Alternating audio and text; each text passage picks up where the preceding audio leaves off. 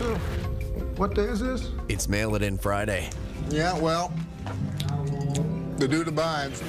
This is OverDrive with Hayes, Noodles, and the O-Dog on TSN 1050.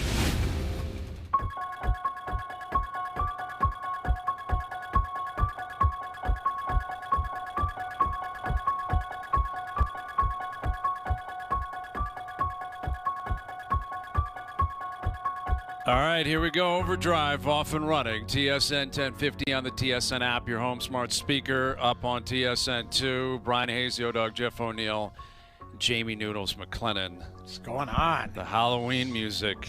The Halloween music. I was going to start the show with a mask and wear a mask, but then, I don't know. You're not allowed to wear masks at schools and stuff like that now. Like There's nothing about Halloween. I'm all Jays baseball.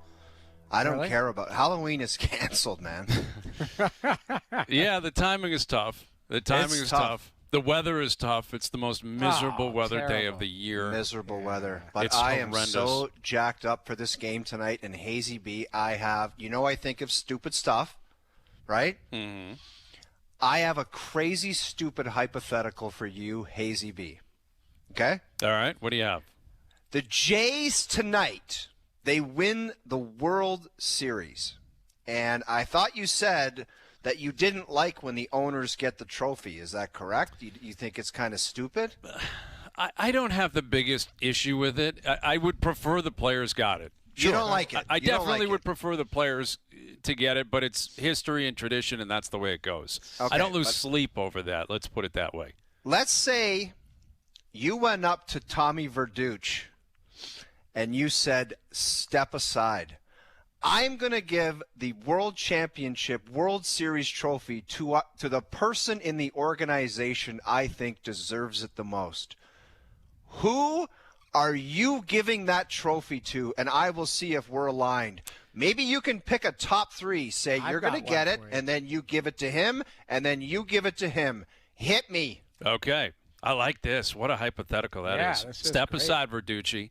Fox. First of all, Verducci, take a hike. Take a hike. I'm taking over the whole operation for Fox. Brian Hayes on the 20 stage. million Americans watching saying, what is happening up there? Chevy guy presentation, whole nine. Right, Chevy guy. Chevy guy. We need Chevy guy in the house Damn tonight. right we Yeah. do. You know, I would- technology and stuff. Love if Rick Wilde was in the house tonight. By the way, hang on a sec, Joe and JP, before we go to the first break, we're doing the whole Chevy guy. whole Chevy guy I agree interaction. with you. I agree with Yeah, you we because have there to should have be a Chevy Colorado or whatever on the field Yes. tonight, and someone's going to win that thing. All right, number one is I'm giving it to a player. I'm going to give it to a player. I'm going No, to Vladdy not Guerrero me. Jr. No. I'm going to Vladdy Jr. I've got one guy. I'm going to Vladdy. I'll knock out my list here, Noodles, and Okay, then go you ahead. can jump in. Go Vladdy number one because Vladdy signed as an international free agent, wasn't drafted, could have gone anywhere, chose the Blue Jays when he was 16 years old, and when his arrival led to them, I think ownership put money in, Shapiro Atkins doing what they've done so far, and he's had the greatest playoff run maybe in the history of Toronto sports. Like, I don't think that's hyperbole. I think it's the greatest run. You look at the stats, the numbers, 8 home runs in 16 games. Everything he's done has been so money. So I'm playing the role of Verducci. I'm saying, Vladdy, come on up here. You're picking that trophy up first. All right? That's number one. Number Who does two. Vladdy hand it to? I Who know does Vladdy. Okay, you guys want to jump in? You can go Yeah, I with your wanna number jump in. ones. Okay, you guys okay, go Noodles, ahead. you go ahead, and then I'll explain my first pick. Ross Atkins.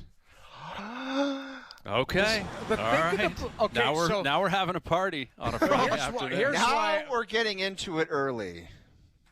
Go this ahead. is a guy that has stood by and taken bullet after bullet, and we believe in this team, and he's had the Shanahan and name a coach speech, the Keefe speech, or Kyle Dubas speech. I believe in these guys, internal improvements, all of that. He signed Vladdy. He brought in all of these players that we thought, like, who the hell is this guy? Who the hell is that guy? All of a sudden, it's worked. To me, the architect who has built this team gets the trophy first for me. And Yeah. so if it's Atkins or Shapiro and Atkins, but Is Atkins the guy who basically has pulled the trigger on all of these moves, correct? Yes. I mean, listen, Mark is at the top of everything. Shapiro, as the president, has his fingerprints on everything.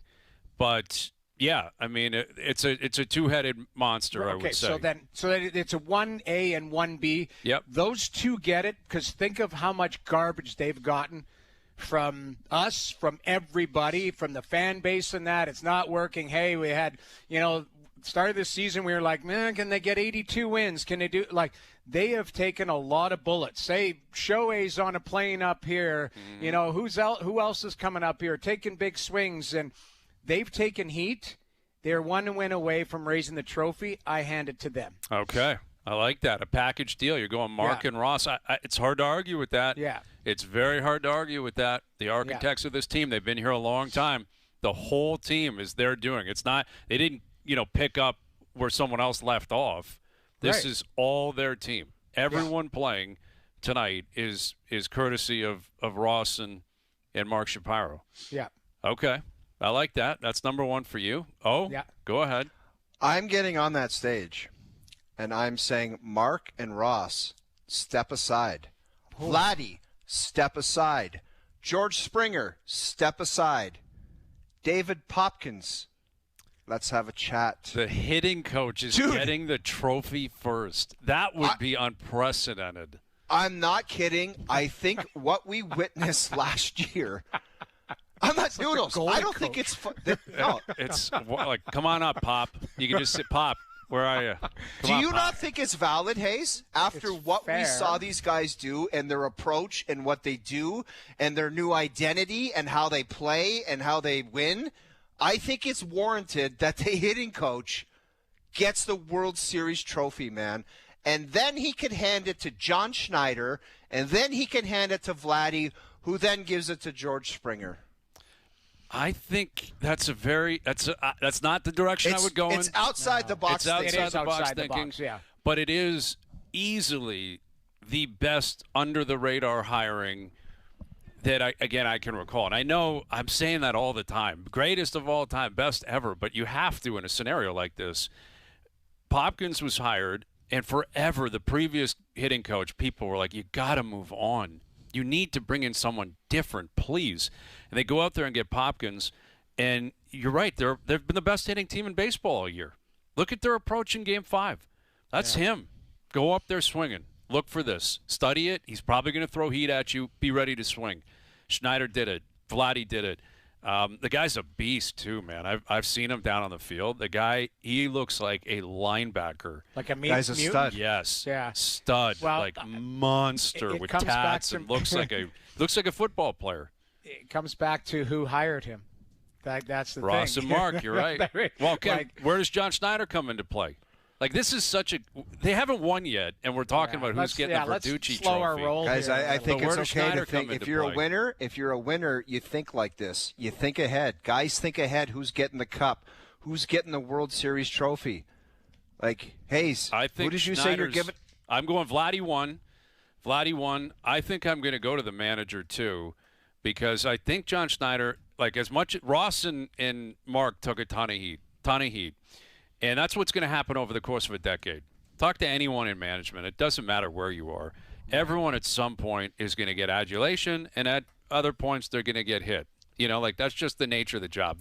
Mark Shapiro's been in baseball for 40 years. He's immune to all this. He understands it. He gets it.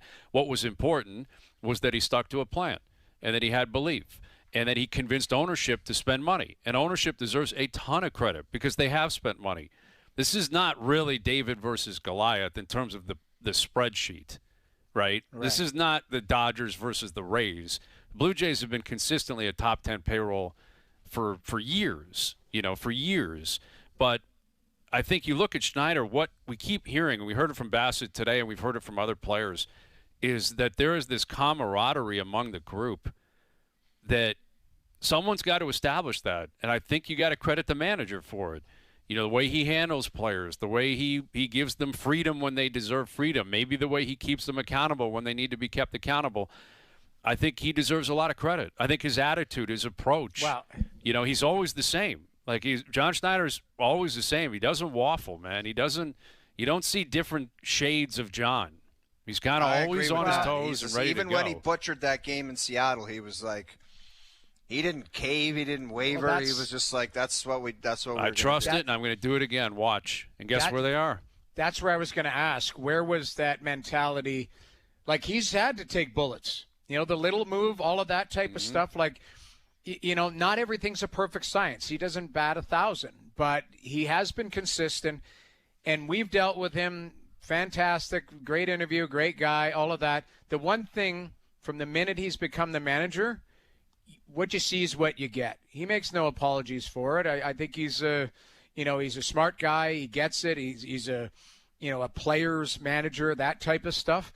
And he didn't have to win us over. How he's won people over is with his work and getting that group to play together and be, if you call them misfits that came together and have formed a special bond, whatever it is, that group seems like they care about each other. Baseball is a very individualistic sport. They're like their own little brand. That is a team out there. Exactly, that's a and team. I think it helps. I think that goes a long way, those intangibles. Yeah. I think they go a long way. And honestly, you could go down the list. You could go 25, 30, 40 deep. But I think for me it'd be Vladdy, Schneider, and then, the two executives for sure. And excuse me. So you're telling me Popkins is not in your Popkins is high on my list. You know what? The hitting coach is, I will say this. Oh, sorry to interrupt. Coach. Now there's a senior. Where's Donnie Baseball at? There's Does a Donnie senior get to step executive up? that just texted us about this chat, how great it is. He can lean in and say, "Is Popkins in your? Would you hand it to Popkins, or would he be in the mix?" I can't believe either of you don't have him in the mix. If you were, how many fans are going to be there tonight? 55? 50,000, something like 50, that. 45,000. If you had quickly at the door as you're walking in saying, "Do you know who Popkins is? Yes or no?" To the fans. But we're I'm in just the know. asking you We're a experts. question. We're expert sports people. I'm asking you I think a it's question. asking a lot to expect everyone to know who He's the not hitting a coach is. household name, but he's been very impactful. He's been You're very right. impactful. He's been very impactful, and I wonder. Yeah, I mean, he'd be behind the list. I think Pete Walker's been the pitching coach for a long time. They've navigated all through. Look at the lineups they've faced: Yankees, Mariners, Dodgers. So, everyone on the team, everyone in the organization deserves a ton of credit. They got to close for this to turn into reality. I was going to say, I'm a bit concerned that, we started the show like this. Like, I get it, but I'm also... I told you guys, I have stupid ideas, and when they come to my head, I got to get them out. Listen, it's been a great chat. Like I say, I'm more on the conservative side going, let's see how this plays out. Got to get across first. the finish line. You do not want the old running to the finish line, waving at people, right and someone now, blows past you. Exactly. No one wants that. You're walking it in, and the guy blows by you.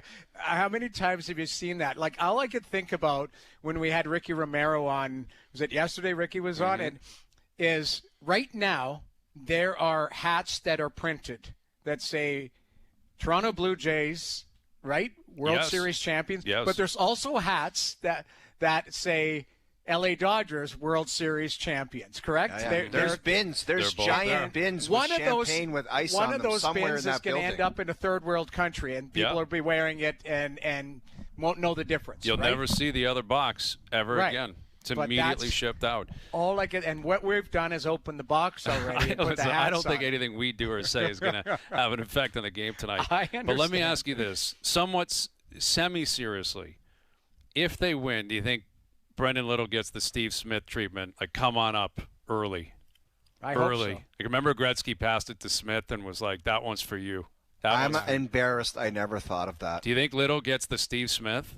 I think Popkins is such a good guy. He wouldn't accept it, and he would look and say, "Let's see." Let's see. He would. No, he might. The What greatest a scene thing that would be. The greatest thing, and I don't know if it would ever happen, if they win and it was Little on the mound, like closed it out, or had an opportunity, went It's almost deep or fitting, something. Noodles. Almost that would fitting. be the cherry on top type of thing. But I don't even know who would be. Is there a singular owner? Well, Is it's it- Rogers. is it I mean, Rogers? the Is it- company is it technically, like- but it'll be It's Ed Edward Rogers. That'll be up Rogers. there. Edward Rogers. So is he going to be standing there? He gets the trophy. He'll I be mean, up there. Absolutely. He was there after the ALCS. You know, Right. he was up there doing the interviews, and I think he picked up the trophy. I don't think there's a superstition in baseball that I can recall anyway. He did. He picked it up and he called his shot. He said, these guys are going to bring it home. There you go. I love that comment. Yeah, I mean, you need that kind of uber confidence, right? I wonder if he pops down the street to Scotiabank. Apparently, they sold out the watch party in 7 minutes. Yeah. Yeah, I'd And I saw people online saying, where Good can I on get ya. secondary market?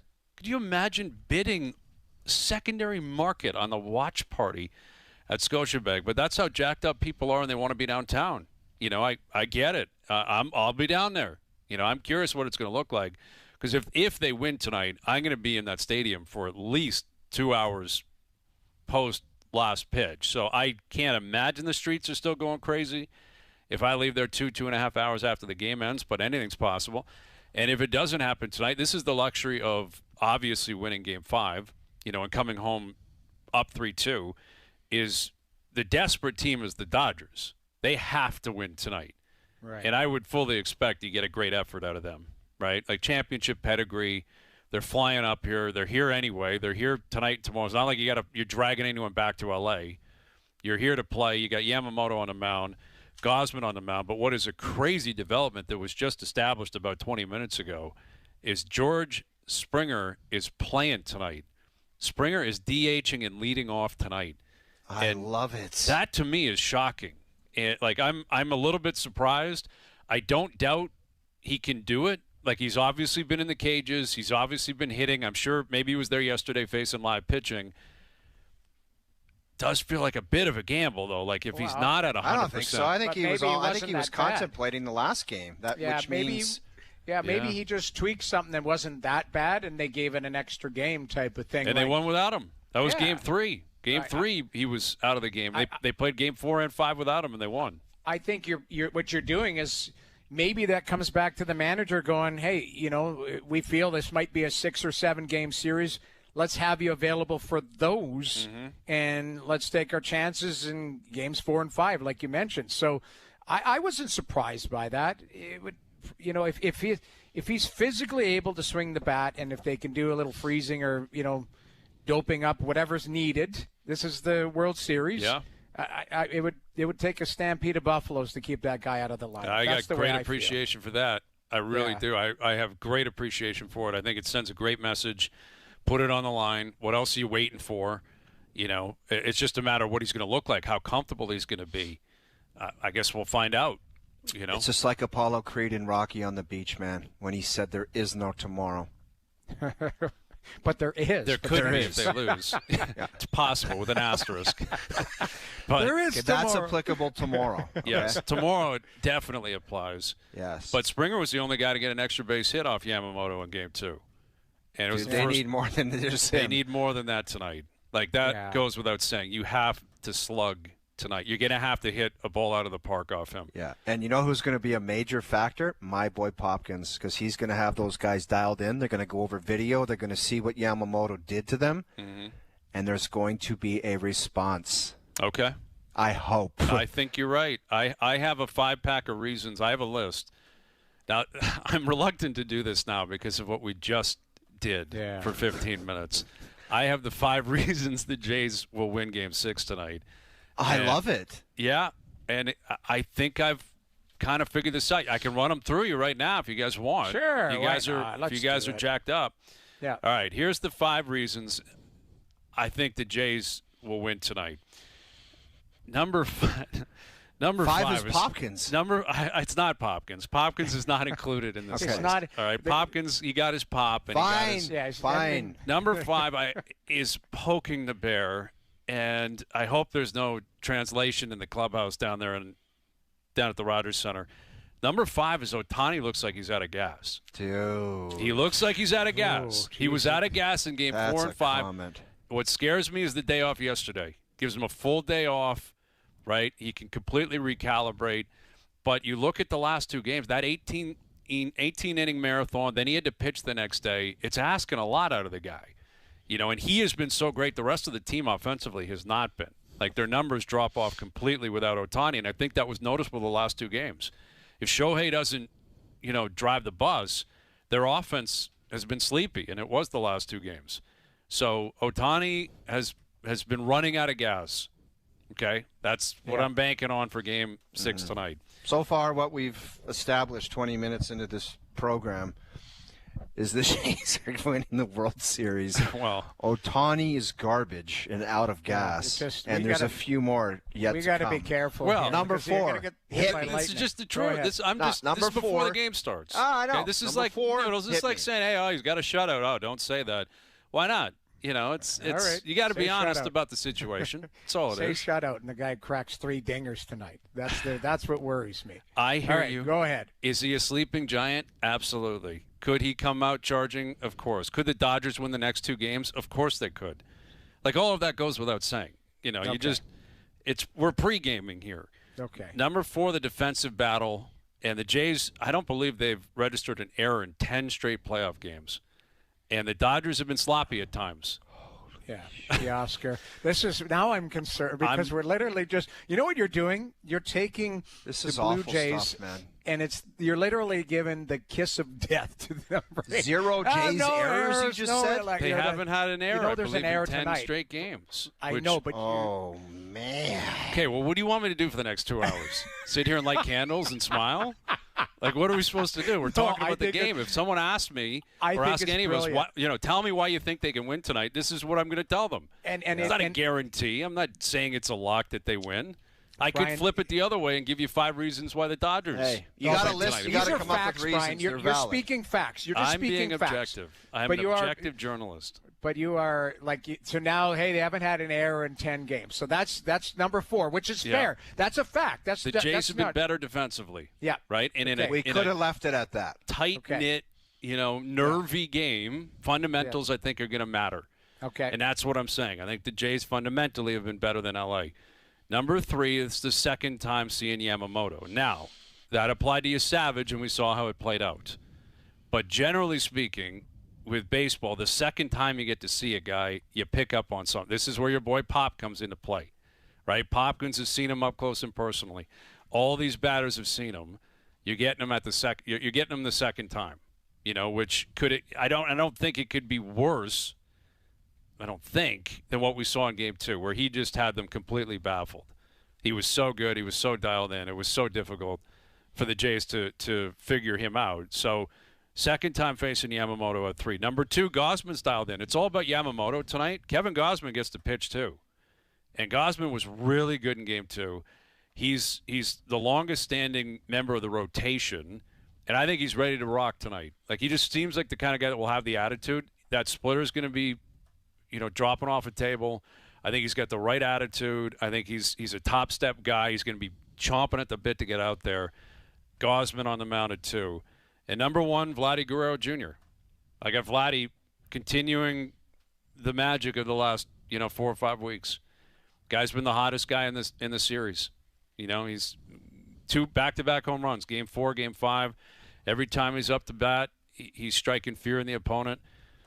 Vladdy Guerrero Jr. is a Blue Jay, and he's at number 1. So there you go. Positive vibes. That is. Right? Yeah. Positive vibes. I think especially you guys are trying to drag that. everything down, but I'm not going in that it's direction. awesome. It's a great list. I think early on, though, they got to have that inning that's like – it doesn't necessarily have to be a Vladdy homer, Springer homer, but they need to jump out. They cannot let Yamamoto get into that rhythm where it's like you just get into a tailspin and you're just watching that guy dominate. They got to get him off balance early. Yes. Yeah, that's fair. Yep, it is fair. You have to get to him and take your chances with who's coming in after him. If you could, let me ask you this. Do they win if he comes out before the 5th? Oh, yeah. Well, yes, I think they're clearly a heavy favorite if that happens. His last 2 starts, he's gone 9. I know, Yes. but heavy favorite if that happens. I don't know if he goes 9 tonight. I just don't feel that. He might. I mean, he's an unbelievable pitcher. He's human. There's no guarantee. Exactly. Yeah, you're There's right. no He's human. guarantee that he's going to have 100 pitches and go through 9 and give up 2 runs. Like they're the best players in the world. Shohei Ohtani is the most unique freak of an athlete They've gotten to him. Like it, who knows? Like either side, their top players could have off nights. Maybe it's support staff that are the stars tonight. Who knows? Like that's the thing. The sleeping giant, Ohtani. Maybe it's Mookie Betts. This guy's doubting himself. He's not even sure if he can step into the. He's due to have himself a night. No, absolutely. I mean, that's the beauty of projecting what could happen. Is it may be the obvious choice. It may not be. It may be a bullpen game. It may be a shootout tonight. Right. I'm anticipating nervous energy tonight. Like I would think there's going to be nerves, and I think there's just as many nerves with the Blue Jays, if not more, than there are with the Dodgers, which is crazy because LA's down 3-2. But LA's on the road. They won the World Series last year. They're kind of playing with house money. They have a guy on the mound that they trust. So the nerves probably will exist more with the Jays, which I think puts more pressure on Gausman to have a clean start and puts pressure on someone to get on the board early and let everyone breathe. And I look at possibly Springer with that first at bat, but certainly with Vladdy coming up in the first inning. Like Vladdy comes up, sets a tone. You don't have to hit a home run. Just have a really quality at bat. Okay, settle into the game. Let's see where it takes us. Keegan coming up in an hour from the Dome ahead of Game 6 tonight. We've got more lists to get to. We got Luke coming up.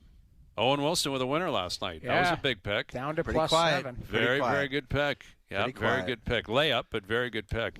So we got you guys with more picks. Al's brother joining us with picks, and we're looking ahead to Game 6. The Leafs are in Philly tomorrow, and their lines are in a blender again today.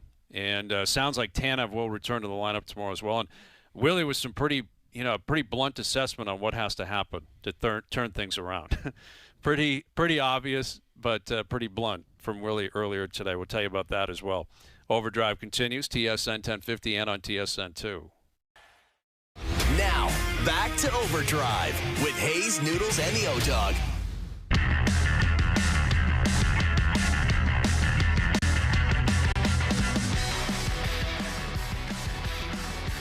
OverDrive continues, powered by FanDuel, bringing you everything from the opening line to the final score. We're going to catch up with Luke in just a moment. And we're excited to announce we're going to be seeing Luke in Winnipeg at the Grey Cup. We're on our way out. The OverDrive crew making our way to the Peg. We're going to be out there for Thursday and Friday of Grey Cup week at Boston Pizza's Polo Park location. Tickets are going to be free to reserve, and you go to Boston Pizza's events page, events.bostonpizza.com, and there it is. Look at the boys, jacked up to be out there November 13th and 14th. Cannot wait. We're going to be live, Boston Pizza. That means, Noodles, you'll be right in your element. Oh, yeah. Right? Obnoxiously ordering everything on the menu. Great White North. They have it out west. I knew you were going to say that. Well, they might have it. They might have it in Winnipeg. Winnipeg's kind of central, but I guarantee you they have it there. Yeah. Winnipeg, I think they'll take care of us out there. We can't wait for it. So we'll find out, right? Playoffs are about to start, and we're going to find out who's in the big game, but we're going to be out there for the Thursday and Friday, and Luke's going to be out there too. The whole TSN crew's going to be out, and I'm sure Luke is very excited to see the boys live from Boston Pizza in the Peg. Here he is joining us on the Maple Toyota Hotline. What the Wilson is cooking. Wilson. No more Milli Vanilli. You get one win, and all of a sudden you're a serious character. We're back on track. That's what we are. We're just back on track. What a call last night. Parks. I can't wait for another weekend. Yeah, it was Parts, a good you pick. gave me the option, too. I like how it was like a team deal. You said you want to change it. You want to go with those fraud fins, go ahead, but we just stuck with our game plan. We stuck with the intelligent information and our gut instinct, and we went forward with it. We definitely did, and honestly, Parts, I just have a great feeling. We're locked back in. All it took was one play, and we're back. Yeah, listen, it is positive mojo. I'll grant you that. And I was kind of taken aback by the fact that Chris Greer, the GM of the Dolphins, got fired today. Why him? Exactly. Like, we keep talking about the coach, and I know he's put the team together, and he's been in the organization for a long, long time. But, the GM, but not the coach. And what is this really going to do for Miami? If you're a Dolphins fan today, what's running through your mind? I think, it's one of those things where maybe, the owner there, Stephen Ross, is like, changing the coach. We don't have anyone we really like interim-wise. let's probably address that in the offseason. Or GM, you can start formulating your roster right now.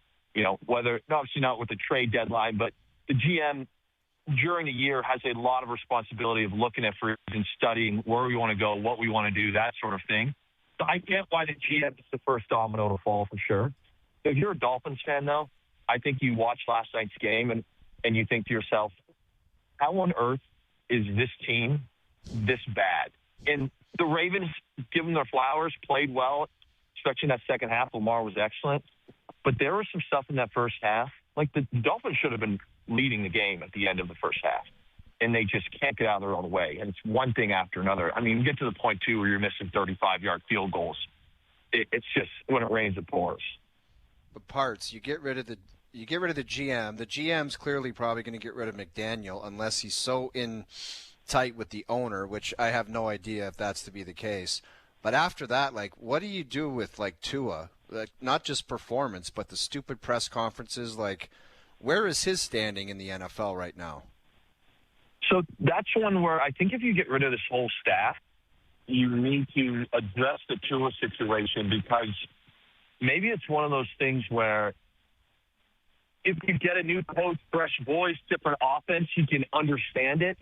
Like if you're the new GM, because you're stuck in Tua in the contract, to me, you really evaluate Tua's entire pass. And part of that means you've got to go and talk to college coaches, guys that have been with him, when he had success, what he likes doing, what he doesn't like doing. And just that's how you make your coaching decision.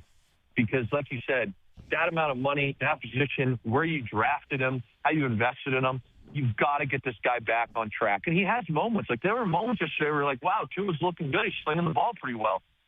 But there's also moments where you're like, oh, my goodness, this is tough to watch. Well, and on the other side of it, Lamar returned, and he looked very comfortable, based on the way I was kind of viewing him last night. It was kind of a breeze in the second half. But, it's a long shot. We talked about it yesterday. They're chasing the division here. It's not easy. They have really done themselves a disservice the way they started this season. And to end up in the top 7 in the conference is not going to be easy.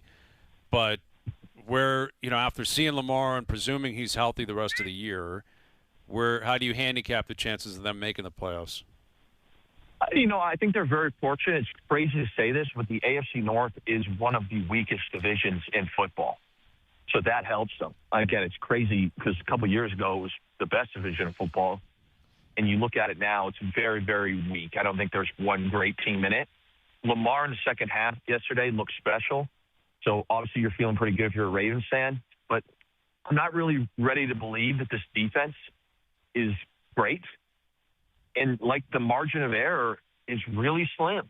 Again, they have a bit of a soft schedule coming, but they're probably going to need to win 10 games.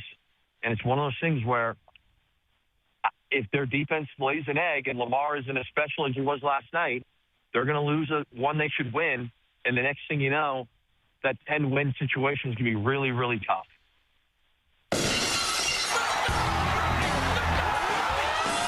In the final, the first star, Al's brother. Al's brother looking great. No bow tie. I would have preferred bow ties the rest of the season personally, but it's all good after an immaculate week. And these guys got a layup last night, which I'm happy for them, Al's brother. I'm happy they got themselves a win last night. Well, it's just nice to have a little competition. Like it gets boring when there's no competition, and now they think they're back into it, so we can have some more fun this weekend. That's right. We do one thing now, Al's brother. We rely on something that you guys know nothing about. Gut instinct. Oh, what's this? Gut instinct. And there's another thing that we brought up. We have both been in professional sports where the coach has said, smarten up and get locked in. You guys have never had anyone say that to you because you're losers. Okay? No one's had to say that this year. We've been locked in all year long. I know. We're ready to go. But you've just never been on a sideline on a bench where somebody grabbed you and said, get locked in because you stink right now, and you respond. Me and my partsy will respond. Okay. You guys commit to that. 100%. Commit to that. Can't like you wait. said, Al's brother, our coach is Don Shula, man. We don't lose. Right? Don just sits there, puts his feet up, and goes, man, you guys are unreal. 72 Shula. Dolphins. Week by Your week. coach is Doogie Patel. That's your coach. Yeah. Doogie Patel. All right, Al's brother. I got to say this, man. Go ahead. I got to say this. You can't win the – Pete Carroll used to always say, can't win the game in the first quarter, can't win the game in the second quarter. We started this week down 8. If we get out of this thing down 6, we're well on the way. Anything other than that is bonus. Yeah. Damn right, You know, man. we can't win the game. We can't win the game this week. But as long as we can start chipping away, we'll be fine. Okay. That's it. All right. All right. They're feeding off their history. We'll feed off our history, Al's brother. Colts, Steelers. Colts laying 3 at Pittsburgh. Where is your head at with this game?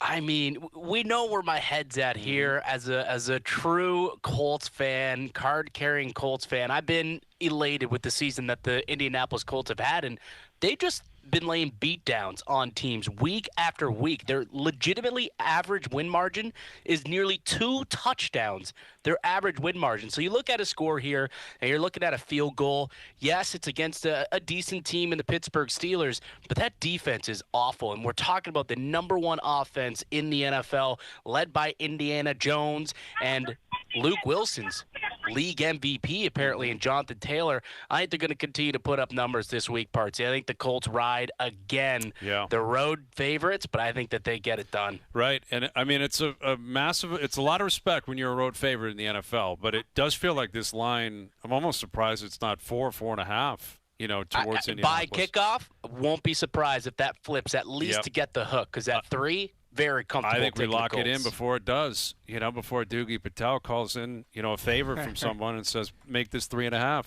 I'm with you. I'm on Indianapolis. Like Pittsburgh, they had a decent start. Not great. Look what happened in the second half last week. That's a really good Green Bay team. They completely dismantled them in Pittsburgh. So lock it in. Colts -3. Done. All right. Moving on. All right. You guys have got the game of the year here. Game of the year. Not the game of the year. We're got it. Chiefs, we Bills. had this discussion. Chiefs, Bills, go ahead. Who Yep. do you like? Chiefs -1.5. Favorites in Buffalo. Yeah, I and we're going to ride I know with where that. your head is at, but go ahead. We're going to ride with that. Ed Oliver's obviously not playing. You got Rashee Rice back a couple weeks ago. Mahomes looks like the MVP.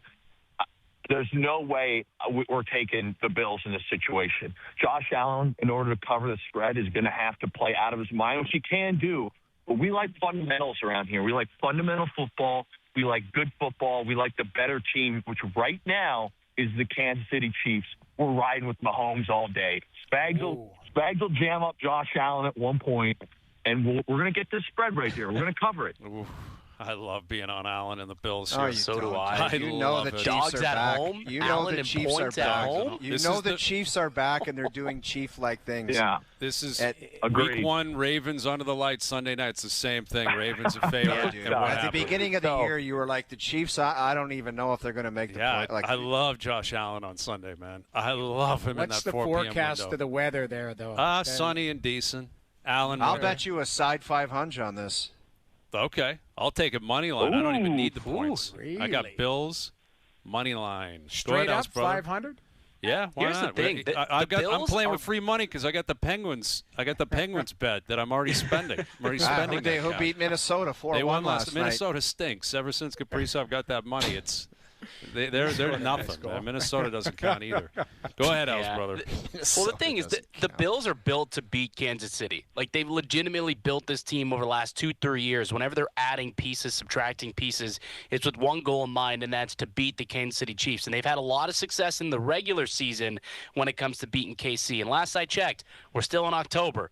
Right? It's not the new year. It's not the playoffs. And the Bills in the regular season roll on the Chiefs. And they got their offense going last week. I think they continue. They figured some stuff out. I think the Bills have a good shot to upset the Chiefs here at home. Love it. James Cook will cook. He will cook this weekend. Oh, yeah. All right. Seahawks at Commanders Sunday night. Al's brother, where's your head at? Yeah, you know what? This one seems pretty easy to me. Again, just like the Colts, you got the favored by a field goal as the road favorites, but the Seahawks are just the much better team. You know, they travel well. They're 3-0 on the road this year. They've won 5 of the last 6 games. They're 5-1 against the spread in that stretch as well, so they're playing up to expectation. And we look at this Commanders team.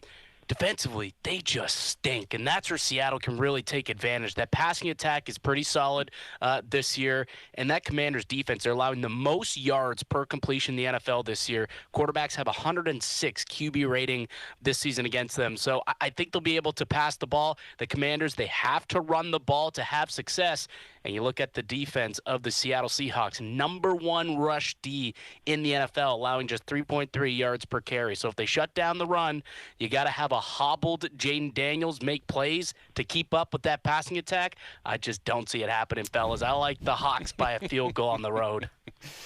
Yeah, okay, I'm with you on that. I'm with you. Marcy, we're on Dan Quinn, baby. Dan Quinn. We're on Dan Quinn. Come on, dude. Let's You gotta. go. I hate to kind of go against you, but you gotta like the pick. I mean, I know you like to pump up his hat backwards, but it's the right pick. He is it loves not, Parts? Seattle. You know Luke knows Seattle's winning this game. He knows No it. He kidding. loves Listen. Seattle. 3 points, Parts. Dan Quinn, as you saw last week, they got blown up with Mariota. They're trying hard. This has, once again, a situation where they're down 9, and Deebo Samuel scampers in with 6 seconds left to cut the lead to 2. Okay? Just we the most cover this thing. desperate covers every week. A backdoor, Yeah. sneaky 6 Cover second it left all cover. over it. Okay, all well, over That's it. why Dan they're Quinn down a teams touchdown, don't Hazy quit. B. that's right. That's why they're down a touchdown. Dan Quinn teams don't quit, Parts. I'm going to text that to the group. Dan Quinn teams don't quit. Okay. Well, there's that head coach you guys were I'll talking put about. my hat yelling at on you earlier. backwards tonight, Parts. I'll put my hat on backwards. Well, listen, Al's brother and I are going to float this out for you guys too. I think we've done this in the past. We'll do it this year. The Grey Cup will be included in these picks, and we're going to be out there at the Boston wait. Pizza at Polo Gotta Park, be. the Polo Park location, Luke, and you're going to be with us I think both days. You pop in, and you guys, we'll Yeah. even let you make the pick. There you go. Al's brother and I were so charitable. You guys can make Love the Grey that. Cup pick. Wow. All right? Love it. Beautiful. All right, buddy. We'll do it again early next week. All right, guys. There he is. Talk soon. Luke Willson, Al's brother. Great seeing you as always. We'll catch you guys on the Go group Hawks. chat. Go Colts. Hawks. Go Hawks. There he is, Al's brother. Yeah, we're jacked. We're going out to the Grey Cup. Can't wait. In the peg. The Jets are on the road. Jets will be on the road, but we'll see. We don't know who's going to be in the big dance yet, but the boys are going to be out there. We're looking forward to it. All right, we've got Keegan coming up from the Dome. He'll join us in about 40 minutes on George Springer playing tonight. He's back in the lineup, DHing. He's hitting leadoff this evening. How do they solve Yamamoto? What do you expect out of Ohtani and the Dodgers? Lots to get into with Keegan.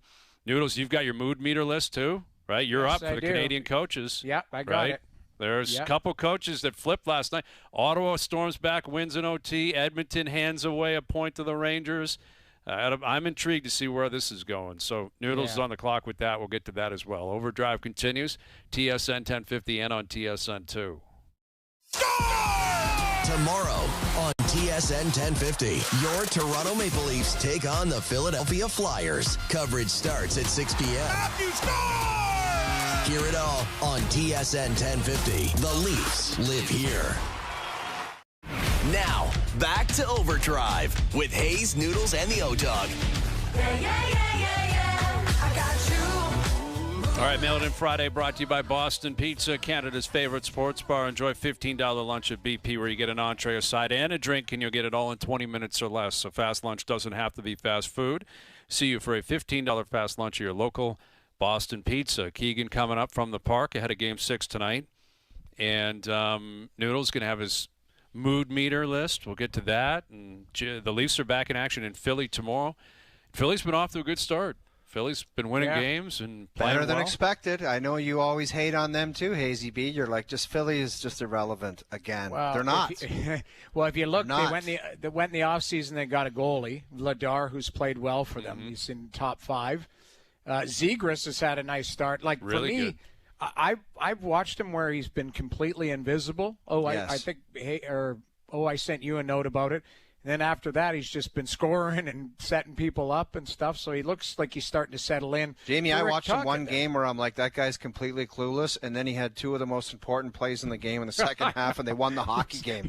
Might have been the day we were talking. Yeah, we were texting him like, I haven't even seen this Zegras, and then No. all of a sudden he had that one unbelievable pass, and Yes, and then he had a good. goal, I think. Yeah, he did. So I mean, listen, you can't go in there and sleep on them. The Leafs should go in and be pissed the way that they Yes. played, and try and go get. I 2 don't care points in a who the row. Leafs are playing right now. They have no right to go in there with an ounce of arrogance. Right. None. They need to be the most desperate team in the league. That's what they should be. When you have high expectations and you've started the way you've started, and Willie's still a game-time decision. We don't know if he's going to play for sure, but they had Willie with Matthews and Nyes again on that top line at practice today. We'll see if it continues tomorrow. Tanev has been cleared. He should return. Stolarz is in net. And Stolarz has got to have a game too. Like Stolarz, ever since he wasn't happy, he hasn't played well. Like his numbers are not good. They're not good. You don't have to be the best goalie in the world. No one's expecting that. But you got to make stops. You got to put your team in a position to win, and they just got to stop with the goofy, like egregious mistakes. Yeah, the 5-on-1s, 4-on-2s, the nuts. And that you can clean that up. Like you can clean that. That's inexcusable in the NHL to be handing over odd man rush after odd man rush when you're such a veteran team. That cannot I get happen. it, but it's been going on every game. It gets to a point where can you stop it, or do you need different personnel to go out there? But we all know the deal in the NHL. You can't change personnel like that. You can't snap your fingers. No. You're basically riding with what you got, which is scary.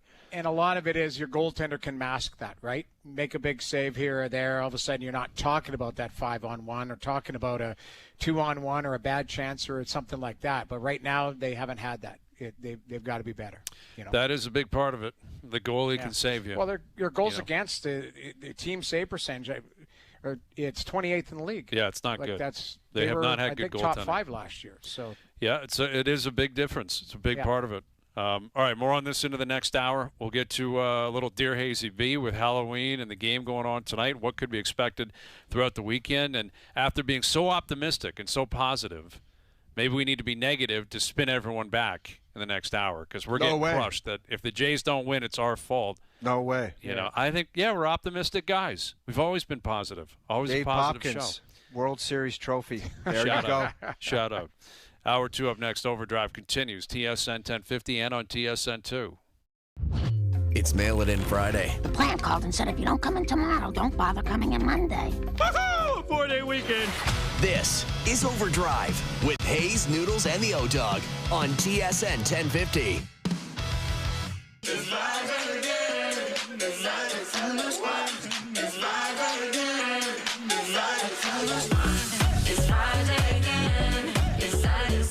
Hour 2 OverDrive continues, powered by FanDuel, bringing you everything from the opening line to the final score. We'll get to our best bets later in the hour.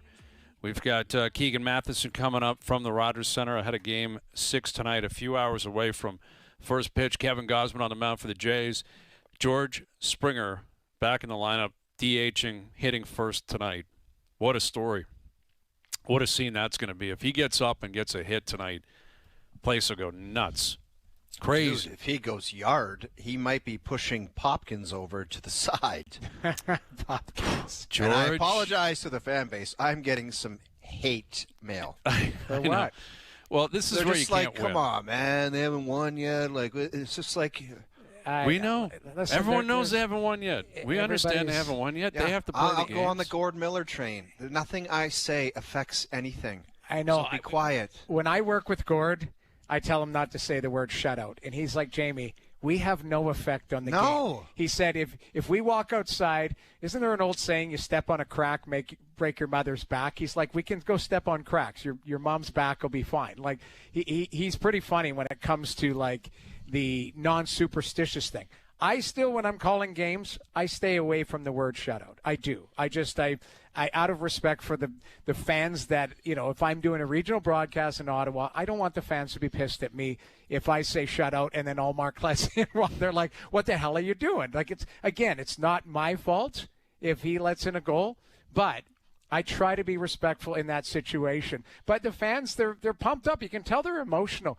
I got heat in the last hour because I said, Atkins signed Vladdy. And people are like, it's AA that signed him. I'm like, no, AA did not sign him to the $500 million deal. Right.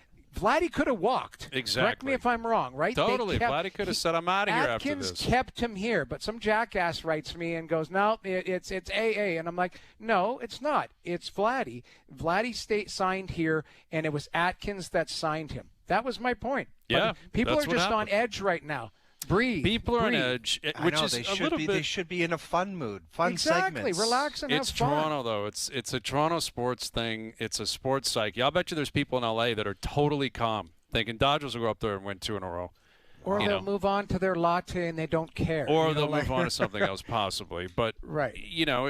I understand it. I have been of the belief the last couple of days that it has swung more towards confidence, not arrogance, not 100% guarantees. No one's willing to do that. No one should do that. I mean, the Dodgers, of course, can win this series. It's a 2-game series for them, right? They're not down 3-0. They're down 3-2. They come up here 2 games in 24 hours. The Dodgers could be World Series champs.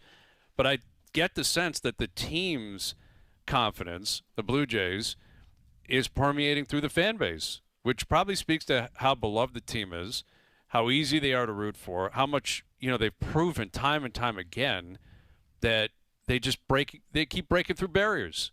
Like the first one was Game 1 against the Yankees. Even the first 2, you can bundle the first 2 games.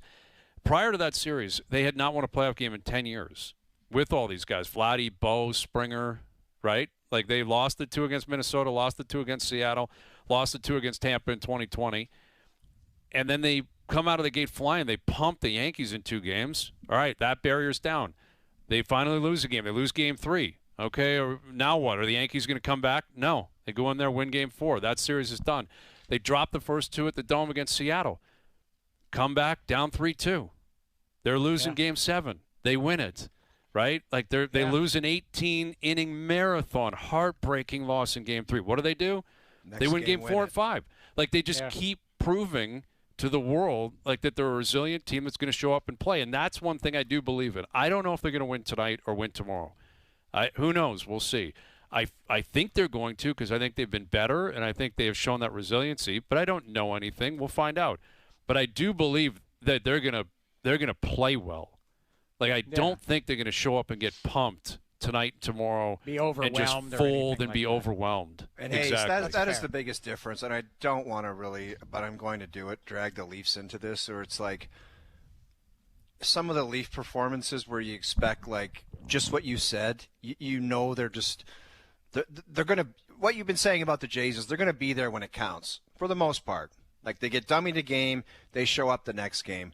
And sometimes with the Leafs in those biggest moments, it's like a blowout and it's like a no-show. And you're like, what the hell was that? Mm-hmm. People are leaving the building and they're like, what the hell was that? Yeah. And they haven't done that with the Jays. And that's why everyone has literally fallen in love with these guys. Yeah. Like fallen in love with their – and it's not just home runs. It's just the gutty plays and the diving catches and the throws to get people out at home. And the resilience is the key word. They just keep coming back and they don't quit, man. Big difference. And big difference. No one complaining. Like, you're out of the game. This guy's going in. Perfect. High fives. Go get him. Yeah, you're playing for a contract. Maybe you're not going to be back next year. Who cares? Not talking about it. We're here to win tonight. You know, it has really felt – it's been refreshing. It's been a refreshing ride that the Jays have taken this Toronto sports scene on. And it was a sports city and a marketplace and a fan base that was so easy to win over. Like, the easiest to win over ever is Toronto, because all they wanted, just give them a couple of comeback wins and play your heart out and do something that was unexpected, and you're in. Right. You're in the club. Yeah. Like, you're in the club of, like, all-time beloved teams. Dude, that's all they expect. Play your heart out. Play your ass off. Right. I think it's like white-collar fan base down there because the tickets are so expensive, but they have this blue-collar expectation of the performance. That's why guys like Gary Roberts and Darcy Tucker and Ty Domi are easily the most famous, most popular stars down there. Obviously, they like Vladdy Guerrero because he can go yard and all that other stuff, but they love Ernie Clement too. Right. Like, that's what they love, man. They just they want you to work your ass off. That's all. And then they walk out of the building and they're like, I can live with that. That's the starting point. And it's not just loving Ernie Clement for, just being a hard worker. That Clement has been nails. Like he's been unbelievable. Every time he steps up to the plate, I expect him to get on base. I really do. Well, yeah, it's like there's performance involved too. Yeah, like it's not just being a good guy and hey, like it's performance based where I don't know if it's come out of nowhere type of thing, but like I've been a guy that it feels weird, but like looking at Alejandro Kirk, he's unbelievable. Mm-hmm. But I look at him, I have a tough time because I'm like, that guy mashes, home run at the right time. Unbelievable catcher. He picks people off at second base. And he's a likable guy. I found out his nickname within the dughouse the other day. I don't know if I can say it on air, so I won't. But it's funny. Like he apparently he's really loved, really funny guy. Oh yeah. And Ross got roasted for that one too. The signing. The trade. Trade of yes, they moved off. Yeah, the kid Marino, and they moved off. Gabe Marino. Yeah. Yeah, absolutely. Danny Jansen as well, right? Yeah, They and had Marino the went to the playoffs the year he got traded, and him and Gurriel Jr. were just playing unbelievable in the Diamondbacks' run. Yeah. And it just kept coming back to Ross, like, what are you doing? But you're right about, giving credit where it's due. Varsho has been phenomenal for this team. Yeah. Dude, I totally agree. And Kirk was the right guy to choose. You're only going to have one guy. You're only one guy's going to catch, 2 out of 3 games and get the money. And they picked the right guy. Yeah. And there was a time when they were humming Hayes where Varsho was not in the mix. He was injured. Mm-hmm. And there was a bunch of people that were like, he better be sitting on the outside looking in because I don't want him to disrupt what's going on out there. Right. And he went right in, and he just fit in seamlessly, and he was dynamite. He's been great. His first full year, he struck out a ton. He didn't play great. But he didn't, man. This year he's been outstanding. Last year he was really good, and it's a deal. It's played out beautifully for the Jays. And have we buried the lead where, at the starting of the season, what did we expect from George Springer? Literally. Nowhere close to this, clearly. Exactly. Where he has been their MVP, and now he's battling through injury. And Schneider, I guess, said, the MRI suggested it's not too terrible, and it's basically a pain threshold thing, and he's going to go. He's going to play. So, I have all the appreciation in the world for that. And Bo Bichette even was asked, I guess, this could be his last game as a Blue Jay tonight.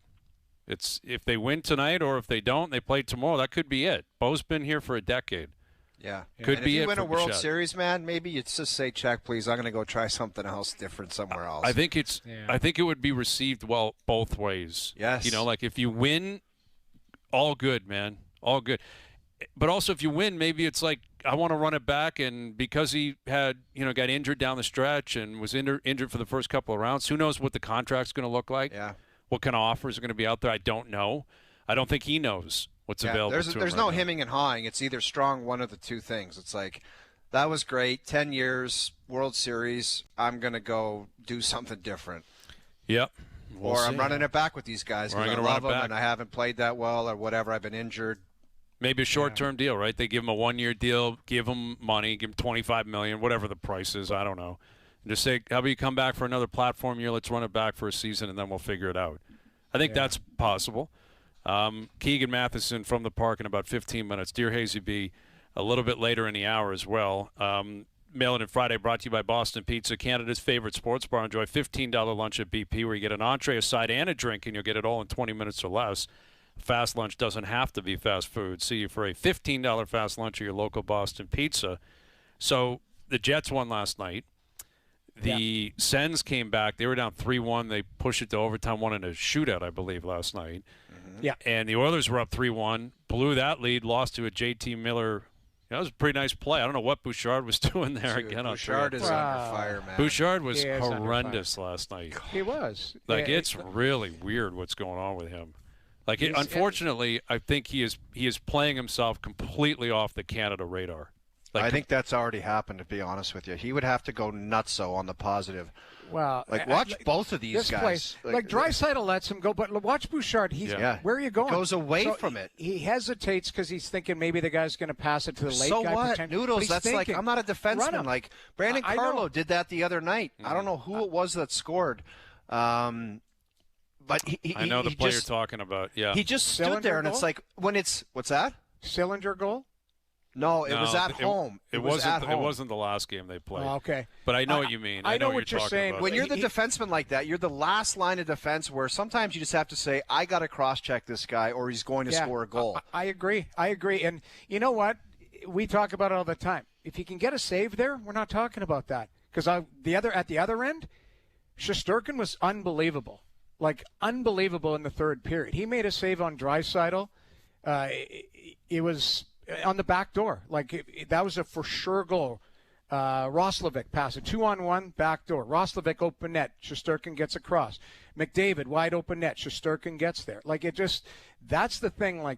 But Bouchard, there's 3 goals he was on the ice that if it's not directly his fault, it's damn near. The first goal, he goes D to D, breakaway goal in the net. Okay, goalie could bail him out, but it's a nice play. There's the second goal, he tries to go up the wall, gets knocked down, and then he gets outside the dot, and they go in and 2-on-1 and score on that play. And then that overtime goal, if we want to lay it at his feet, go ahead, because he makes a poor read on it and expects that Draisaitl passes off to him, and you don't get a save. -3, he's directly involved in all 3, and that's not just a one-off. It's been poor all season. He's been poor all season long. Yeah. And it's funny. At some point, the coaching staff that keeps putting him out there for every third shift or whatever, at some point they have to own it and say they dressed 11 and 7 last night, so they had 7D dressed. At some point, you can miss a rotation.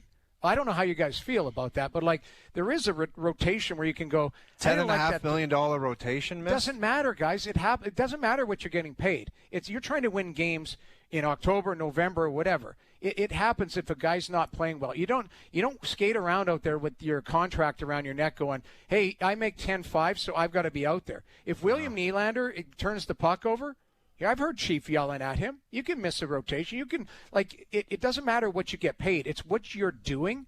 And to me, at some point, there is going to have to be some accountability with that player. It just does seem like there's a cycle. Big money, you get yelled at. Oh, I don't want to be here. That's the cycle. Well, listen, nobody likes that nowadays, Jamie.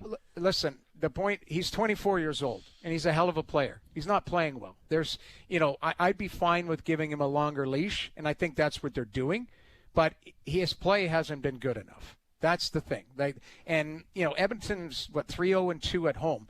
They probably should have been 5-0 at home because they pissed away the game against Calgary, and then they pissed that game away last night. Mm-hmm. So you're getting points, but there's so much that they're leaving on the table there, and those you can point at a couple players and go, we need a little bit more from you. Well, that's the catch-22 with him, though, is that he's so nonchalant and low, no pulse guy that that D-to-D pass, that's as literally him on the boards and his partner was on the boards. That's the most dangerous pass in the game. And he didn't even look. I know. But 7 out of 10 times that play gets pulled off, and you're like, wow, what a play. I can't believe he did that. I can't believe he tried it. No one else would even think of trying that play. He had a pass to Draisaitl on a breakaway the other day that was a 160-foot zone pass out of his zone. A rocket on his tape sent him in for a goal. And you're like, it was unbelievable pass. But the thing is at some point, what do you want? Because you want one of those plays and then 4 of the other. At some point, there has to be some stability. If it's even or in the negative, then you can't have it. That's the thing. The stability of his game is not there. And at some point, now they got Wallman coming off injury, and Wallman got caught flat-footed on goal number 3, I think it was. But they had 7D that they could have dressed they did dress last night. You could have rotated through. And I think someone's got to start getting it through his head, guys, that he's a $10.5 million defenseman. Stop playing like a guy that Draisaitl and McDavid on the power play made you into a $10.5 million defenseman. Because a guy that's getting paid that much is a well-rounded player and competes and battles and is in for leadership and plays every shift. Well, the guy that dishes it off to McDavid or shoots one-timers from Draisaitl. You can't be that guy. But, we've seen it. In the playoffs, he's Dude, he was in the hut last year at the Canadian Open. He was we did put him in the hut. Well, you started the hut. I didn't have him in the hut. Hayes, you were close on the hut. I think it was top 5. Hayes, you had him in there. I don't know if I did. I don't think he's ever been in my hut. I'm not sure. I was point being thoroughly impressed. There was just so much more there with that player. There is. He's an incredible talent. He has all the tools. But the casual, and that's why Canada, again, I think it's a no-go zone for them. Cooper will look at it and say, not playing him. I don't disagree with you on that because you can take the pass. If he hits McDavid with a 160-foot pass for a breakaway, you'll take it. But if he goes D to D and gives up a breakaway goal medal game and in a gold medal game going the other way, there's no escaping it. It's a disaster. Yeah. All right. So you've got the mood meter this week. Yeah, I think the top and the bottom might be easy, but you guys weigh in. Do you want me at 7 or do you want 1? What do you want? Last week we started at 1. I think it's more convoluted this week than it was last week, but I think start at 1 again. That's how we did it last week. So I had, to be honest, I had 1 and 1A because I had Marty St. Louis and I had Scott Arniel. Because they're both those teams, playing really well. They're playing very well, and you got to be happy. So I had St. Louis kind of at 1 because Montreal, what they've been doing now, they're on been out west, tough road trip and that, and they're still getting points and contributing and where they are in the standings. To me, I would give St. Louis a slight edge on Arniel because I think Montreal's the surprise team. Yes, I agree. Montreal at 1, I think, makes sense. He doesn't deserve to lose the 1 spot based on what's happened this past week. Exactly. So I had 1 and 1A, but Scotty Arniel right there. I mean, Winnipeg is second in the league in points. Shifley's been great, man. Yeah, their whole team has played very, very well. At 3 might be a surprise for you guys, but I had Adam Foote. Okay. This is a team, and I watched them play. I'm gonna have to 9 injuries. 9 injuries.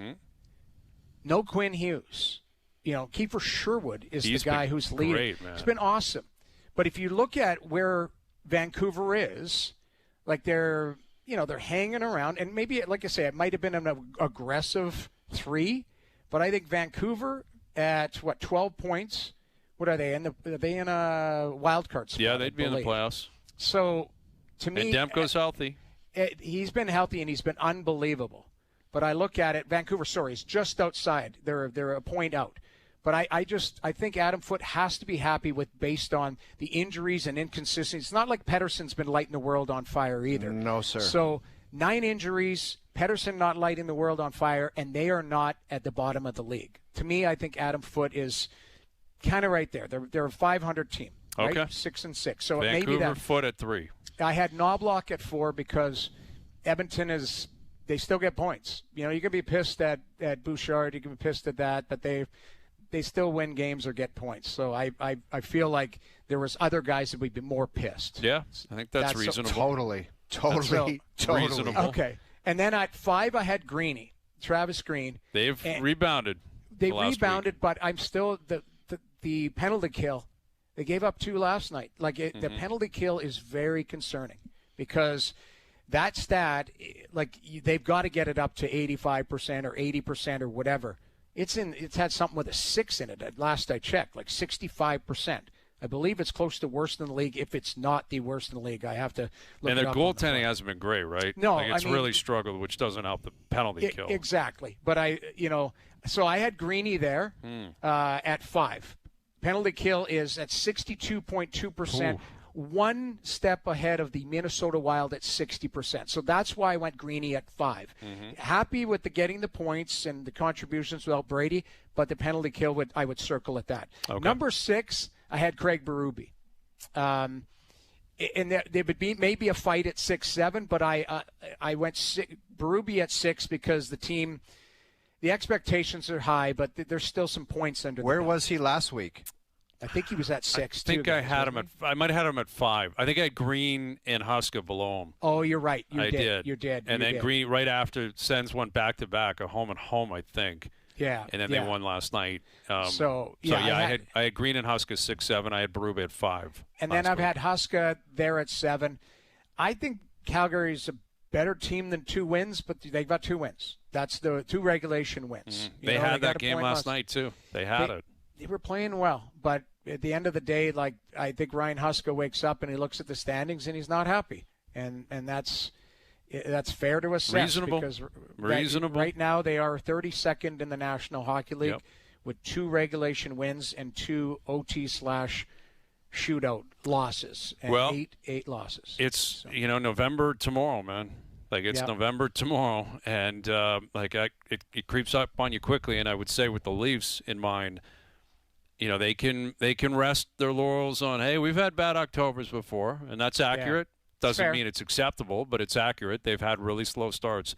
They always floor it in November. Always floor it in November. And what generally has led the charge for the last 9 years is a red-hot goaltender in November. Someone with like a .950 save percentage on the month that just like Freddie used to do it when he first got here. Jack Campbell, when he had that big year, it was the November where he got started. Yeah, right. Joseph Wall, Matthews, I believe. It's so they're going to need, and I guess it's Stolarz, to have an unbelievable month for them to feel better about their game, rack up points, and get to December and say, see, I told you. I told you so. It was just a slow start, just like we always do. But, again, the Jays are supplying cover. They're supplying cover for them. But the cover ends tonight or tomorrow. Right? Yeah, you're right. The cover ends tonight or tomorrow. Well, by Sunday, regardless, the cover's done. Cover's right? gone. The dome's coming off. The roof It'll is be Thriller. opening. All the reporters will be coming out of the ground, coming to watch the Leaf games. Yeah. They're like, what do we have here with the Leafs? Oh, this yeah. is Let's take a sniff over here. What's behind door number 3? Yeah. Oh, 4-on-2s, 5-on-1s. Let's have a peek. Yeah. And you can see it and feel it, throughout the market that Matthews is in a spotlight he's never been in before. No. Like, this is very, very unique for Austin, where everyone's looking at him saying, what are you doing? What is happening? What is going on? Last year, we know it was an injury. You're 100% now. We get that Mitch isn't around. Yeah. So he's not coming back. What are we doing here? Yeah. I look at him tomorrow night. I think Stolarz has got to have a night, clearly.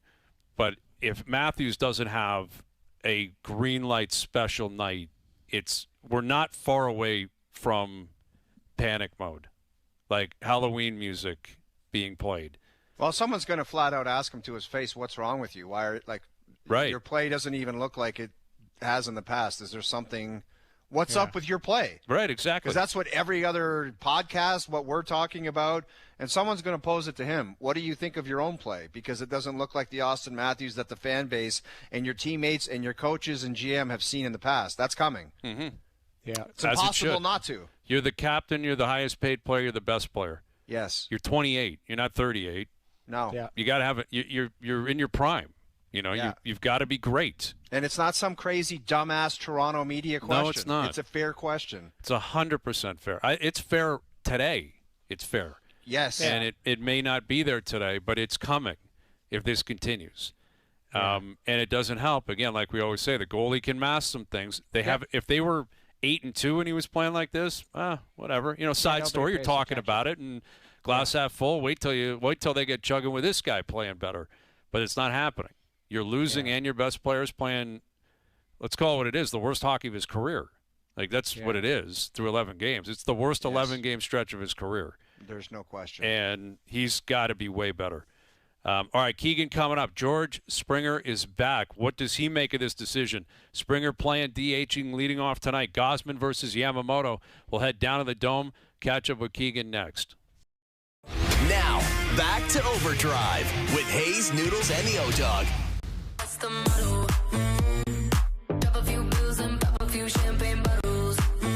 All right, best bets later in the hour. Raptors NBA Cup starting tonight. Everyone's so excited for the NBA Cup. Sure, it's a high priority for people this evening. It's the Raptors playing Cleveland.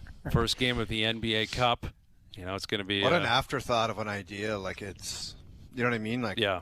Just never... It hasn't caught yet. No. Maybe No it will in a decade. No build up. Maybe it will in a decade, but it doesn't seem like anyone's having NBA Cup watch parties tonight.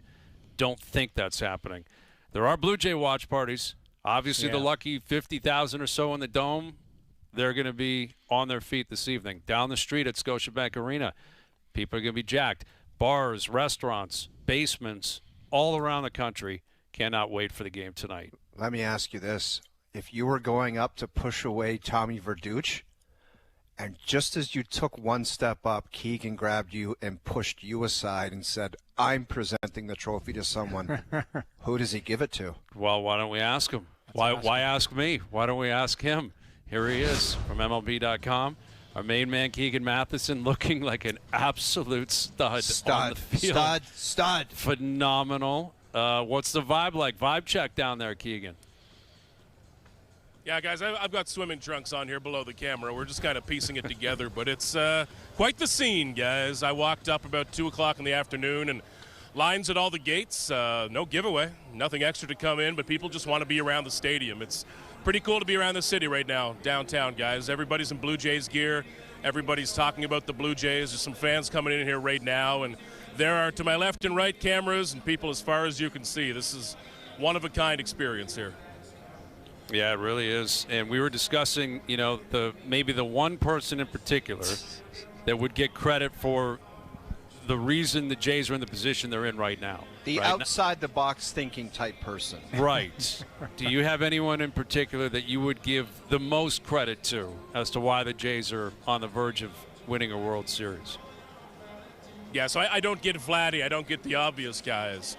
Do we get the Ray Bork Stanley Cup pass? Do we get Max Scherzer grabbing onto one? But he's had a few before, Do we get Keegan, George let me just Springer give you an coming example. back? Yeah. I would have given the trophy, I would have handed it to the hitting coach because he changed everything. I like that. He's got to be early in line. I like Scherzer. I like George Springer to be up early in that line. Then you think of the glue guys, the Ernie Clement, Miles Straw types, who may not have the biggest numbers, but everybody loves them. But I don't mind the little David Popkins early in the line, guys. I like it too. It's outside the box thinking, and you mentioned Springer, who I got to be honest, I was not bracing for him playing tonight. I thought that ship had sailed. Yeah. I thought it was done. He would not pick up another bat. Maybe he'd be pinch running at some point like he was going to the other night. Take us through how this all came about and what are the reasonable expectations for Springer batting leadoff and DHing tonight. Yeah, guys, in L.A., when I saw Springer grab at that right side, and he walked right off, too. He didn't talk to the trainer. They did not have a big conference. He just got out of there. And I figured that was the end of the season because they're calling it right side discomfort. Nobody wants to say body parts at this time of year, but we're all smart enough to know it's probably an oblique. And obliques are not a 2 or 3 day deal. This is something I thought was the end for George Springer. So I'm surprised he's in this lineup, guys. Maybe he's only 70%. Maybe we see him kind of grabbing at it and wincing a few times. We'll see. But all he's got to do is connect once. All he's got to do is have that one big moment. And he has the World Series experience, guys. He's got that 2017 World Series MVP. I would not bet against him in any way, but I'm shocked he's out there. Keegan, how do the Jays get to Yamamoto? They've got to be one step ahead of Yamamoto, guys. John Schneider said that last time Yamamoto was kind of 3 different pitchers. Each time through the lineup, he shifted his shape to be one step ahead of the Blue Jays. Now, that's going to take some guessing. The Blue Jays have to take some shots, quite frankly, because if you take a guess, if you take a chance and you fail, well, you're going to end up with 0 runs, which might be what you end up with anyways. Who cares? Take some risks. Take some shots against Yamamoto. He is beatable. His ERA is not 0. He is human. And I think the Blue Jays can get to him with the advantage of seeing him a second time. But they've got to be bold in this, guys, because if they are not one step ahead of Yamamoto, he'll torch them. He's an amazing pitcher. Outside of Paul Skeens, probably the one guy I would want on the mound if I'm an MLB GM. And they need to jump him. They need to do what they did earlier in this series to Blake Snell. They need to get out, take a chance. Well, and maybe get lucky, according to Blake Snell, right? Maybe you get lucky and you find a couple of hits tonight. And, it's interesting when you consider, obviously, Yamamoto is the talking point because of what happened in Game 2. And because there's an understanding and, it's quite obvious that the Dodgers are literally fighting for their lives tonight. But Gausman is flying under the radar for me here, Keegan. Like, he was matching him stuff for stuff until the 7th inning in Game 2. He was phenomenal in Game 2. I think he's the right guy to be on the mound up against Yamamoto. I think he'll take it personally that he gets another shot at this guy. What are you expecting out of Gausman tonight? I agree. I think there's going to be a little spice to Gausman, guys.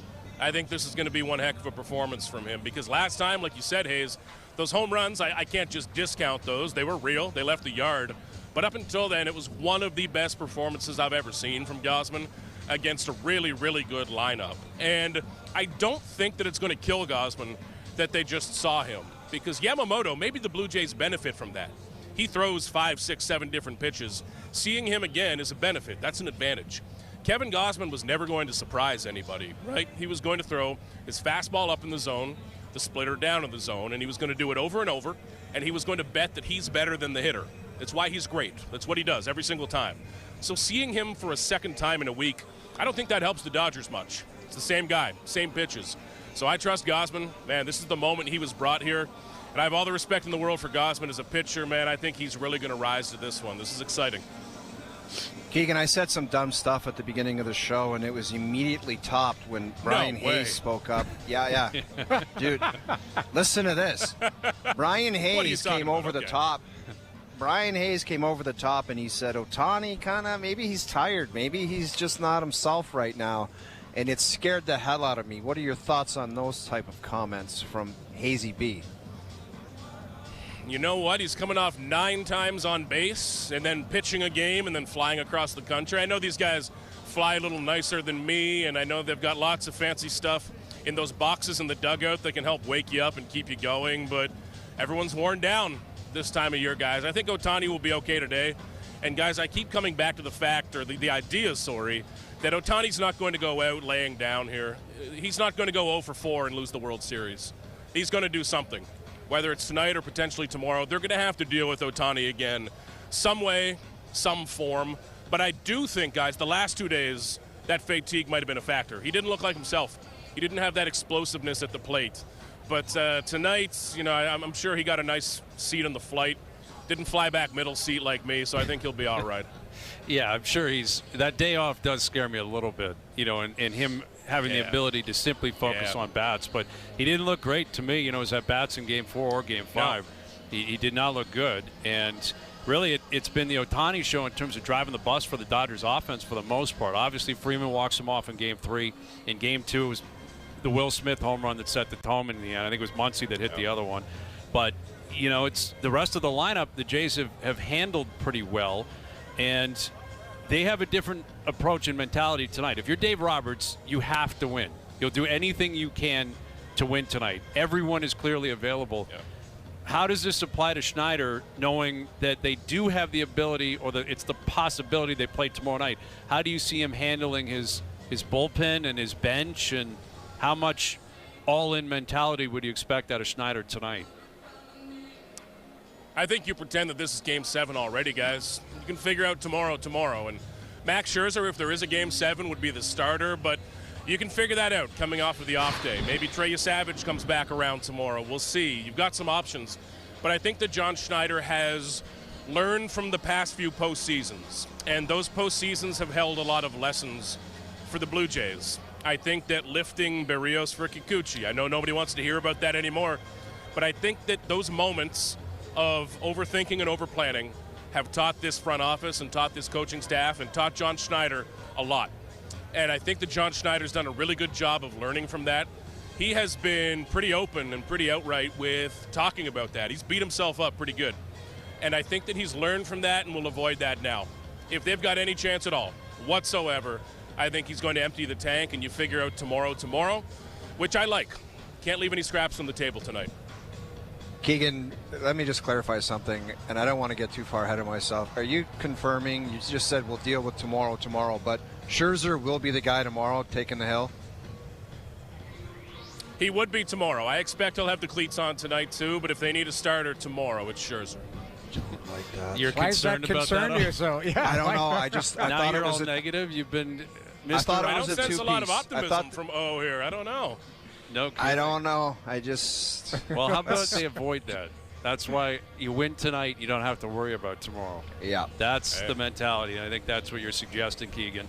Yeah, we'll see. Yeah. Were you there yesterday when Dave Roberts face-planted running the bases? I was not here, guys. I was standing over here. We were doing some Sports Center hits here from the field, but I missed that. I wish I had been here for that, guys. That would have been a great little background clip behind me. But what a beautiful video, though, Coming after a couple of tough losses. It's just I'm sure that played really well in L.A. Oh, here we go. I'm sure it did. That's a That'll good be omen. a meme forever. Yeah, blows a wheel. One of the great He base tried to take runners the inside in track, baseball too. history. That's tough, Yeah. That's the thing, exactly. too, right? He had a head start and the inside track, and, it's not the 04 ALCS anymore for Dave Roberts. Just trying to keep it loose with the boys, and then boom. Yeah, I appreciate that. I'm okay with that. All right, Keegan, I'll see you down there in a couple hours, buddy. It should be a fun night. It's going to be a great weekend either way, and as always, we appreciate you doing this. You got it, fellas. See you soon, Hayes. Enjoy your parking. Yes, I will. There he is, Keegan Matheson of MLB.com, live from the Rogers Center. I got my spot. Did you tell him the spot? I got a spot. I haven't told him anything. Dude, I love Keegan. This would have to be a waterboarding situation to get this detail out of me. I have a spot. There's no one that ever parks here. It's just out of the fray. I guarantee you it's at somebody's house or something, no, it's a driveway. No. You know, there's some people, 2 90-year-olds that live inside that have no idea that you're parking on their driveway. Well, that's what it is. I do have a buddy, an idiot friend of mine, who's offered up his spot, and you can't even get to it because the cops. It's right across the street. Yeah. From the Dome, and I keep telling him, I can't get there. I don't want to park there. I want to be able to get out. So what? Just tell us what it is. Is it like an abandoned lot, or is it just a little side? It's just it's a spot, man. There's a spot. It's a spot that only a Toronto lifer would know about. Yes. That's what you're saying. And the more important detail is it's like everyone knows the Dome, and everyone knows where this is going. Again, if they win, Front Street will be insane tonight. So this is an escape route spot. It's just on like an inch past the border of where you would expect everyone to be downtown. So, you were probably in a cab one night, shattered, and you drove by it, and you're like, if I ever go down to that Dome, I'm going to park there. That's the place right there where you can just Batman your way out of the city, And I don't know what I'm going to do tonight. We'll see. Again, the game has to be played. If they win, it's one thing. If they lose, it's another. Same thing tomorrow, clearly. Oh, yeah. But it's a Friday Friday win, you're night. leaving at 5 a.m. Yeah, well, exactly. Like if there's parties on the field, I'm going to be there doing interviews and doing hits and all that. Let me ask you this. This is just being ridiculous, though. Would you be fine with somebody dumping a giant Gatorade on you as you're standing there? No, I wouldn't. Like you're standing there. Anything happens to this guy's clothes, I could see the pissy face coming. It'll be Ken Rosenthal. I'll Rosenthal the guy. And you literally get like a face full of blue Gatorade as you're talking. That's a fight. Possible. I mean, the thing is, most guys I think are respectful. I'm not going in the clubhouse, but they come out on the field and they're in and out. We'll see what happens. Vladdy comes and he just may come in and just start you. spraying everybody. If you get hit, you get hit. You get hit with shrapnel, so be it. I'm a professional. You got to grind through it. You got to do what you got to do tonight. That would be the greatest sight ever. Yeah, we'll see. We'll see. All right, Dear Hazy B coming up. Some advice on that front and others as we lead into a big night and a big weekend. Best bets as well. We'll get to that next. Starts at 7 p.m. Hear it all on TSN 1050. The Raptors live here. Now, back to OverDrive with Hayes, Noodles, and the O-Dog.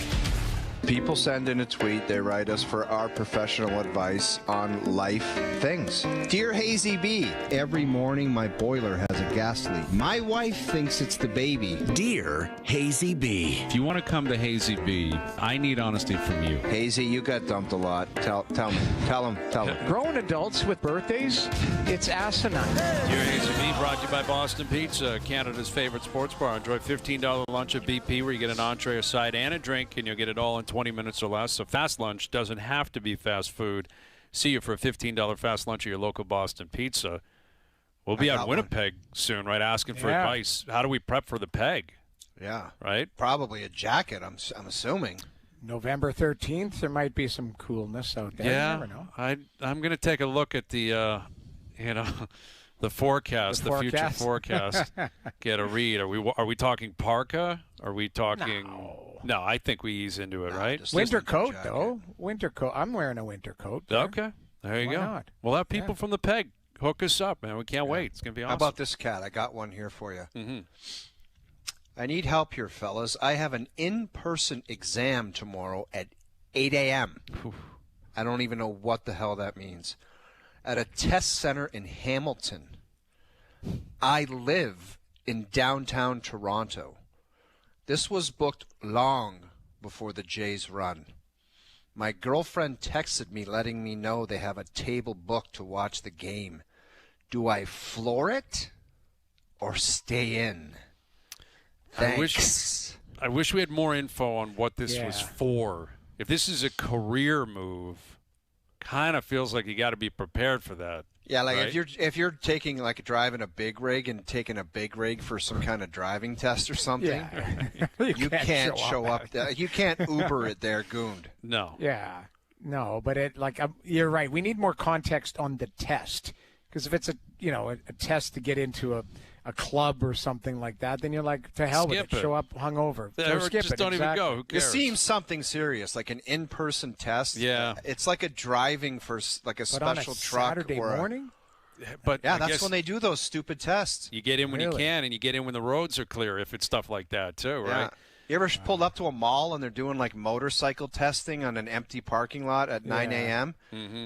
That sounds like something this could be like. Kind of feels like you need to be sober and have your wits about you. Yeah. Unfortunately.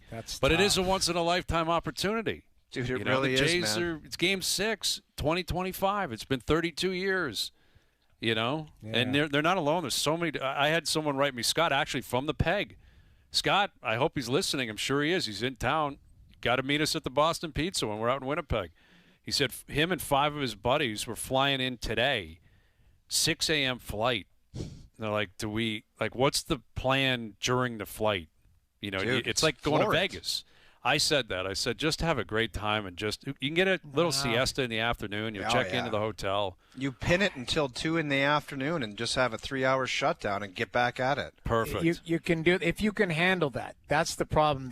If there's one guy that goes overboard, puking and drags it, you got to make it to the game. You got to enjoy yourself. Keep in mind, if they win, you're going all night. So you got to figure that out. You're right. I'd say enjoy yourself, but make sure you can last to enjoy and remember the festivities. That's a great point. If they win. I couldn't do it anymore. Like 20 years ago I could. I couldn't anymore. I couldn't be drinking at 8 a.m. and, at my age. And no way, man. I'd need to just ease into the day. I'd be more, let's have a great dinner. Let's go somewhere for like 5:30, really fired up from there. But I'm living a different lifestyle in a different world. That's what's been crazy about this experience. Like, I'm down there in a suit in the press box. I haven't had one beer, one drink, obviously I'm working. Like, I'm not asking for people to shed tears, but it's such a different experience if you're in the seats. Yeah. And, the party and, like, if they went pouring out onto the street. I was talking to my dad today. He was there in 93. He said he and his buddy walked all the way up to like, Yonge and Dundas. They took the train down, TTC down, and he's like, we just walked because the streets, there were 1 million people downtown. That would have been home, so you mean? awesome. Yeah, well, he lives at he lives in North Toronto. I'm saying you could get on at Union. He's like, we're just going to walk all the way up Yonge. Like, just keep going. Wow. Half an hour, 45-minute walk, in the crowds.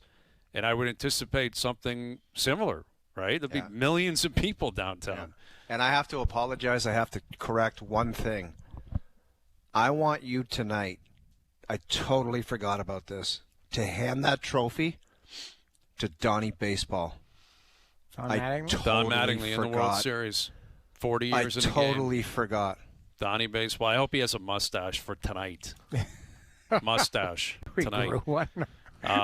Best Bets powered by FanDuel. Make your picks and assemble a same-game parlay in seconds on the FanDuel Sportsbook app.